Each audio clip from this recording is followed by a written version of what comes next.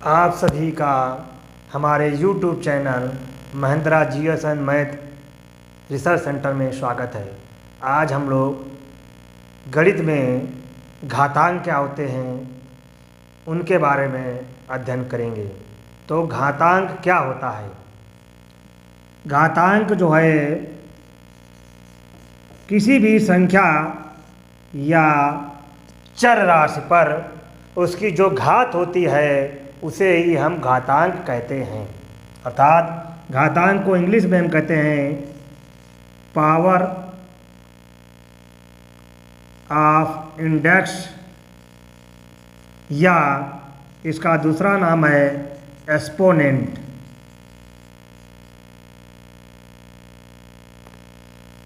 तो यहाँ से नेंट घातांक क्या है? किसी संख्या या चर राशि पर जो उसकी घात होती है उसे हम घातांक कहते हैं।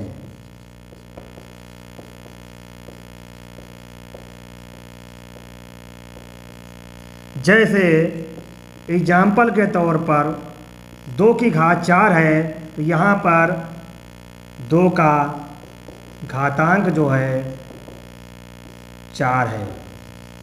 इसी प्रकार से कोई चर राशि है, मान लिया x है, x की घात 3 लिखा हुआ है तो यहाँ पर लिखेंगे x का घातांक जो है वो 3 है। तो घातांक क्या होता है इसके बारे में समझने के बाद आप लोग जो है किसी भी संख्या का घातांकी रूप क्या होता है, तो किसी भी संख्या का घातांकी रूप क्या होता है इसके बारे में आप लोग जानेंगे। संख्या का घातांकी रूप, संख्या का घातांकी रूप। मान लिया कोई संख्या, जैसे मान लिया 625 लिखी हुई है, इसको हमें घातांक रूप में व्यक्त करना है, घातांकी रूप में व्यक्त करना है। तो सबसे पहले क्या करेंगे, हमें जो है इसके गुणनखंड करने पड़ेंगे। 625 के गुणनखंड करेंगे तो ये 5।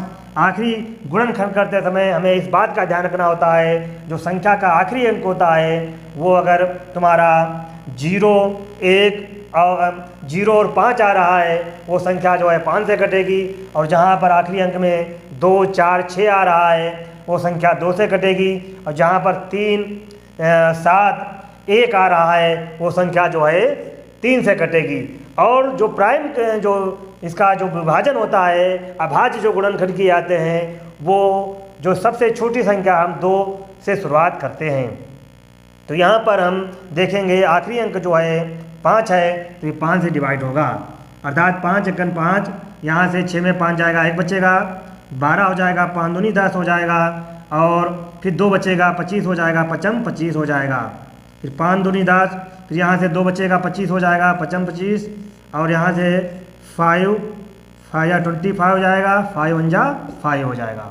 इस प्रकार से देखते हैं 5 की हम 4 बार गुणा करते हैं तो जो है हमें ये संख्या प्राप्त होती है, अर्थात 5 की घात 4 जो है किसी भी इस संख्या का घातांकी रूप है।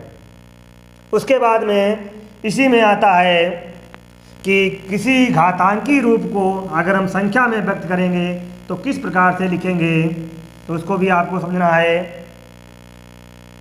घातांकी रूप से संख्या में परिवर्तन, संख्या में बदलना।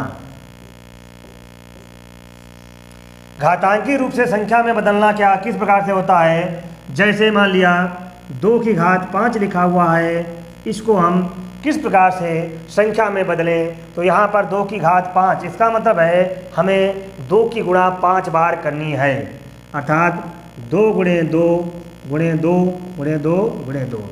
आप देखें तो यहाँ 5 बार गुणा के हो रही है 2 की, 1 2 3 4 5। अब इनकी हम गुणा करके जो लिखेंगे वही संख्या में हो जाएगा, अर्थात घातांकी रूप से संख्या में परिवर्तन हो जाएगा। 2 दूनी 4, 4 दूनी 8, 8 दूनी 16, 16 दूनी 32। आपको अगर जो है इंग्लिश में टेबल से याद है तो आप हिसाब से कर देते हैं। 2 1 जा 2, 2 2 जा 4, 4 2 जा 8, 8 2 जा जो है आप इसकी मल्टीप्लाई करते हुए 16 और 16 2 जा 32। तो उसके बाद में आपने किस प्रकार से घातांकी रूप से संख्या में परिवर्तन जो है कैसे बदला जाता है इसको सीखा। अब आता है कुछ ऐसे भी जो सवाल आते हैं जहां पर घातांकी रूप में एक से अधिक जो है घातांकी रूप दिए होते हैं, उनको हम किस प्रकार से हल करते हैं। तो जैसे सवाल में इसको हमें लिखना है घातांकी के नियम क्या हैं। तो घातांकी के नियम, नंबर 1 पर नियम आता है किसी भी हम जो यहाँ पर नियम बता रहे हैं वो चर राशियों को लेते हुए बनाए गए हैं। उन्हीं के आधार पर हम आप लोगों को जो है आगे अंक गणित में जो यूज पदों में है अंकों में हैं उनको हम किस प्रकार से यूज करते हैं ये भी स्टेप बाय स्टेप देखते चलिए। जैसे a की घात m लिखा हुआ है और फिर उसी a की घात जो है यहाँ पर n लिखा हुआ है, तो यहाँ पर इन दोनों की जो गुणा होगी वो हो जाएगी a की घात m प्लस n, अर्थात गुणा में घातें उनकी जुड़ जाएंगी, जबकि उनका आधार जो होता है वो यहाँ पर a है, अर्थात जो नीचे का होता है वो आधार होता है घातांकी रूप में और जो ऊपर का होता है वो उसकी घात होती है। इसको भी समझना है। जैसे यहाँ पर a की घात m लिखा हुआ है, ये इसकी घात है और a जो है ये इसका आधार है। तो यहाँ पर आप इसको समझ लें अंकों में। जैसे मान लिया 2 की घात 3 है गुणा 2 की घात 2 है, तो इसका मतलब क्या हो जाएगा, इनकी घातें जुड़ जाएंगी, 2 की घात 5 हो जाएगा। ऐसे ही दूसरे नंबर पर आता है जब a की घात m की भाग हम a की घात n से करते हैं, तो यहाँ पर उनकी घातें जो होती है वो घट जाती हैं, अर्थात मान लिया 2 की घात 4 की भाग हम कर रहे हैं 2 की घात 3 से, तो यहाँ पर उनकी घातें जो हैं वो घट जाएंगी और 2 की घात 1 आ जाएगा, 2 आ जाएगा। 2 की घात 1 का मतलब होता है वही संख्या आ जाती है, 2 आ जाएगा। नंबर 3 पर आता है कि a की घात 0 का मान हमेशा 1 होता है, ये भी आपको समझना है। जैसे कोई जो अंकों में प्रश्न दे रखा होता है 2 की घात 3 की अगर हम भाग करते हैं 2 की घात 3 से, तो वहाँ पर क्या होता है उनकी घातें जो घटती हैं तो 2 की घात 0 आ जाता है और इसका मान 1 हो जाता है। नंबर 4 पर आता है a की घात m की घात n। मान लिया यहाँ पर कोई किसी भी चर राशि की घात अगर दे रखी है और उसकी भी घात अगर है तो वहाँ पर उनकी घातें की गुणा हो जाती है, mn हो जाता है, अर्थात 2 की घात 3 की घात अगर कहीं पर दे रखा है क्वेश्चन में, मान लिया 2 है, तो यहाँ पर क्या हो जाएगा उनकी घातें जुड़ जाएंगी और 2 की घात गुणा हो जाएगी और 2 की घात 6 हो जाएगा। उसके बाद में अगला आता है a की घात m है और इसकी मल्टीप्लाई किसी दूसरी चर की घात अगर सेम वही है, अर्थात इसकी भी घात m है, तो वहाँ पर क्या होता है उन चरों की गुणा हो जाती है और उनकी घात लग जाती है जो दोनों में बराबर होती है। अर्थात जैसे 2 की घात मान लिया यहाँ पर सवाल में जो है 2 की घात 3 है और गुणा 3 की घात 2 है, तो इनको हम किस प्रकार से लिखते हैं, अर्थात यहाँ पर जो है नहीं, यहाँ पर ये गड़बड़ हो गया, इसको हम 3 लिखेंगे। तो घातें सेम है तो उस कंडीशन में क्या होगा, इन दोनों की हम गुणा कर देंगे, 2 गुणे 3 और की घात 3 ही रहेगी, अर्थात 6 की घात 3 हो जाएगा।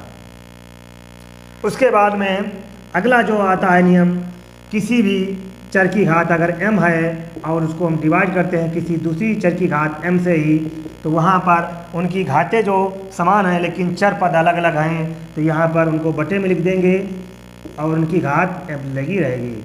अर्थात कहने का मतलब क्या है, जैसे एग्जाम्पल के तौर पर 2 की घात 4 है और इसको हम डिवाइड कर रहे हैं 3 की घात 4 से, तो यहाँ पर हमको यहाँ पर चेंज करना पड़ेगा थोड़ा। जैसे यहाँ पर भी 4 हो जाएगा इसको समझने के लिए।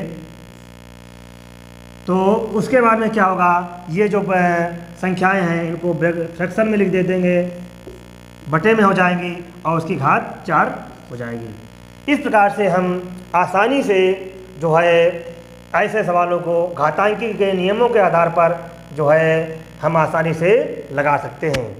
तो ये घातांक क्या होता है, घातांक में किसी संख्या को घातांकी रूप में किस प्रकार से व्यक्त करते हैं और किसी घातांकी रूप को संख्या में किस प्रकार से व्यक्त करते हैं, ये आपने समझा। उसके बाद में घातांकी के नियम क्या होते हैं, इन नियमों के आधार पर हम कैसे अन्य घातांकी के जो सवाल होते हैं, जो आंकिक सवाल होते हैं जिसमें अंकों का प्रयोग होता है, कि हम आसानी से कैसे लगा सकते हैं। तो इस वीडियो में आपने जो अध्ययन आज आपने किया है, इसमें कहीं पर आपको समस्या आ रही है तो मेरे कमेंट बॉक्स में अपनी कमेंट लिखें और मेरे चैनल को सब्सक्राइब करें। धन्यवाद।